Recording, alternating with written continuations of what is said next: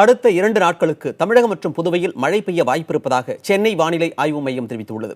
மத்திய மேற்கு வங்க கடல் பகுதியின் வளிமண்டலத்தில் மேலடுக்கு சுழற்சி நிலவுகிறது. எனவே அடுத்த 24 மணி நேரத்தில் அந்த பகுதியில் குறைந்த காற்றழுத்த தாழ்வு பகுதி உருவாக வாய்ப்பிருப்பதாக சென்னை வானிலை ஆய்வு மையம் தெரிவித்துள்ளது. அதன் காரணமாக வட தமிழகம் மற்றும் புதுவையில் ஒரு சில இடங்களிலும், தென் தமிழகத்தில் ஓரிரு இடங்களிலும் மிதமான மழை பெய்ய வாய்ப்பிருப்பதாக சென்னை வானிலை ஆய்வு மையம் கூறியிருக்கிறது. சென்னையை பொறுத்தவரை வானம் மேகமூட்டத்துடனும் அவ்வப்போது மழை பெய்ய வாய்ப்பிருப்பதாகவும் தெரிவிக்கப்பட்டுள்ளது. கடந்த 24 மணி நேரத்தில் விழுப்புரம் மாவட்டம் வானூரில் 6 சென்டிமீட்டர் மழையும், புதுச்சேரியில் 5 சென்டிமீட்டர் மழையும் பதிவாகியிருக்கிறது. மத்திய மேற்கு வங்கக்கடல் பகுதியில்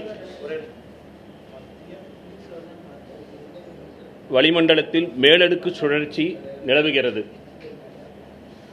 மேலும் அடுத்து வரும் 24 மணி நேரத்தில் அந்த பகுதியில் குறைந்த காற்றழுத்த தாழ்வு பகுதி உருவாகும் என்று எதிர்பார்க்கப்படுகிறது. இதன் காரணமாக அடுத்து வரும் 2 தினங்களுக்கு வட தமிழகம் மற்றும் புதுவையில் ஒரு சில இடங்களிலும், தென் தமிழகத்தில் ஓரிரு இடங்களிலும் மழையை எதிர்பார்க்கலாம்.